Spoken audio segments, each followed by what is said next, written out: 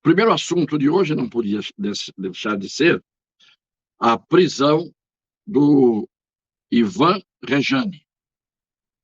Ele fez uma live numa zona rural, aparentemente, falando contra o Supremo Tribunal Federal, fazendo ameaças aos ministros, dizendo que a população tem que invadir o Supremo Tribunal Federal e, com isso, rapidamente já está, ao que eu sei, preso por ordem de quem? Alexandre de Moraes. Essa prisão é mais uma das atitudes que não se aceitam em razão dos dois pesos e duas medidas e, portanto, do critério absolutamente duplo que rege determinadas atitudes do Alexandre de Moraes, do Fachin, do Barroso e assim por diante. O critério tem que ser um só, diante de fatos semelhantes ou iguais. Como regra, as pessoas falam as coisas, mas normalmente é da boca para fora. Mas, dependendo de quem é o ameaçado, aí não é da boca para fora. Aí leva-se a sério. E aí vai a medida extrema da prisão até coisas piores. Muito bem. Este Ivan Rejane disse o que disse, mas um cidadão em São José do Egito, no palco, discursando, com a presença do senhor Luiz Inácio da Silva e do senhor Geraldo Alckmin e outras pessoas, ele fala para quem quisesse ouvir e ainda recebe a retribuição com um sorriso do senhor Luiz Inácio da Silva, quando ele diz que na terra dele era bom que o presidente da República não fosse lá, porque lá eles sabem dar a facada. Eu gostei quando o Peixe estava falando, aí ele disse, nem Temer, nem esse... Tá faltando nome, né, Peixe? Porque os que a gente sabia, os fake eu aprendi na rua e os que mãe me ensinou, eu já chamei tudinho. Mas é pouco demais, né? E tá sem nome esse negócio. Mas o sem nome inventou de ir lá em São José do Egito, presidente. Inventou de ir lá. Tenha cuidado não, que lá o povo sabe dar facada. Tenha cuidado não, que lá o povo sabe dar facada. Tenha cuidado não, que lá o povo sabe dar facada. Vejam a diferença. Este cidadão de São José do Egito disse que o presidente da República inventou de ir lá em São José do Egito. Aí tenha cuidado, que lá o povo sabe dar a facada. Isto, um sujeito dizendo abertamente a respeito de um presidente que antes, na campanha, já quase tinha sido assassinado por uma facada. Esse pode dizer isso diante, no ato, com a presença do candidato Luiz Inácio da Silva, do Geraldo Alckmin e todos ali, e ainda com sorrisos gerais, esse pode dizer isso, que não acontece nada, ninguém escuta, ninguém ouve, ninguém vê, ninguém se importa. Não dá para você ver um Hélio Schwartzman, colunista da Folha de São Paulo, dizer que estava torcendo para o presidente da República morrer quando teve Covid, e isso ser considerado algo natural. Quer dizer, essas coisas todas são morais, são éticas, são admissíveis. Como é admissível o ministro do Supremo, Barroso, dizer no exterior que os inimigos são eles. Eles são os nossos inimigos, referindo-se ao governo. Nós somos o bem. Tudo isto, que em qualquer país minimamente civilizado derrubaria uma república, isto é feito todos os dias, praticamente, por essas pessoas que exercem o poder achando que são o poder e o poder absoluto. Eu considero essas atitudes, e eu estou fazendo aqui a crítica, uma permanente conspiração. Então, o rótulo do golpe, até antes das eleições, foi colado no presidente da República. Mas as atitudes conspiratórias que nós vemos são exatamente produzidas pelos seus antagônicos. O professor Barroso, que é antagônico do presidente da República. E isto não só ele. Fachin, que era aliado cabo eleitoral da Dilma, do PT, que o colocou no Supremo. Então, essa divisão de critérios é uma indecência. Algumas pessoas dizem assim a mim: você não tem medo de dizer as coisas que você diz? E eu digo: não. Primeiro, porque normalmente não tenho medo de nada. Muito menos tenho medo de Alexandre de Moraes. Muito menos tenho medo de Barroso. Muito menos tenho medo de Fachin. Porque o que é que eles podem fazer contra mim, senão uma grande injustiça se agirem contra o que eu digo? Porque o que eu digo, eles sabem, é irrespondível. Sabem que tem que cumprir a lei e a Constituição. Sabem que estão ali para serem juízes e não militantes ou ideólogos e não partidarizados. Eles estão lá para serem juízes, como servidores públicos que são. Nada além disso.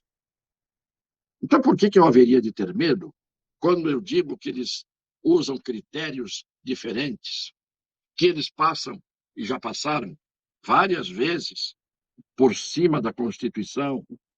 O que eu estou dizendo aqui? Estou dizendo o óbvio. Se você tem ameaças de um lado e ameaças do outro lado, você tem que coibir as ameaças dos dois lados.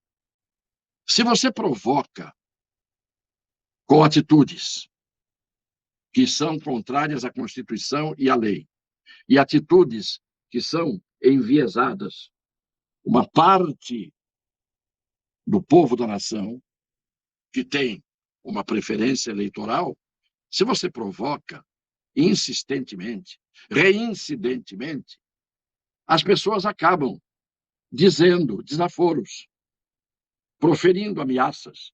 Mas é o que eu digo, são essas ameaças que não se concretizam, porque até agora, de concreto, tivemos um caso, que foi o esfaqueamento do candidato a presidente da República, que acabou depois sobrevivendo e se elegeu. Não vou misturar com o caso de Foz do Iguaçu, que ali é uma questão de duas pessoas que entraram num determinado conflito, mas eu sempre digo, é o problema de quem provoca. Quem teve a primeira atitude errada naquele dia foi a vítima, que pegou pedra e terra e jogou na cara do motorista do carro, onde estava a mulher dele e o nenê, filho dele. Aí ele voltou e fez o indevido. A gente tem que raciocinar com os fatos, a gente tem que ser lógico, a gente tem que procurar ser justo. Muitos são realmente só isso, parlapatões. Mas muitos, infelizmente, se sentem provocados por aqueles que deveriam ater-se à condição de serem exclusivamente juízes e não ativistas, e não protagonistas, como admitiu o senhor Barroso, porque isto acirra os ânimos. isto desequilibra os ânimos. Eu não tinha que estar dizendo isso para você, Alexandre, para você, Barroso, para você, Fachin, porque são homens maduros e que, por mais que tenham suas preferências, deveriam colocar em primeiro lugar o sagrado cargo que ocupam quando esses cargos são ocupados com idealismo, com dedicação à justiça, sem nenhum tipo de contaminação político-ideológica, até porque a Constituição também veda uma atividade dos juízes nesse campo. Então, eu vou continuar aqui procurando pôr nos trilhos o que tem que ser posto nos trilhos. Hoje, tem uma pessoa falando que não confia, ou que pelo menos quer que as eleições sejam as mais limpas, que sejam auditáveis e que haja garantia de que tudo correrá como deve correr. Mas o engraçado, ironicamente, eu estou dizendo, vejam o que já disseram, por exemplo, dois dos atuais candidatos a respeito das urnas eletrônicas. A urna eletrônica já existe uma solução tecnológica em que você, do lado da urna que está aí, você agrega um rolinho dessa, como tipo máquina registradora, em que o voto sai impresso e, uma vez confirmando, você corta e aquilo cai numa urninha pequena, fica um votinho ali. Se houver dúvida, você abre aquilo ali e conta. Será que o meu voto depositado lá, depois de processado, se concretiza? Então, para que a gente tire essa dúvida, dê tranquilidade ao eleitor, de que ele possa saber que a partir agora de 2016, 2018, ele vai votar e ele vai ter a comprovação saindo ali, o nome dos candidatos que ele escolheu. Essas duas pessoas, não preciso dizer, são dois candidatos à presidência da República agora. Ciro Gomes e Simone Tebet, colocando em dúvida as urnas eletrônicas. Mas o próprio Luiz Inácio da Silva, em 2002, no dia 6 de junho de 2002, candidato que era à presidência da República, a Folha de São Paulo traz uma notícia, os senhores devem estar vendo aí a coluna, estou dando a data, 6 de junho de 2002. Petista levanta dúvidas sobre a credibilidade da apuração de votos. Lula põe urna eletrônica sob suspeita e ataca o uso da ABIN. E aí tem a manifestação dele. Então, nós já vimos vulnerabilidade acontecer em todo lugar. Onde há aparelho, tecnologia, chips, coisas digitais, claro que a gente sabe que pode haver.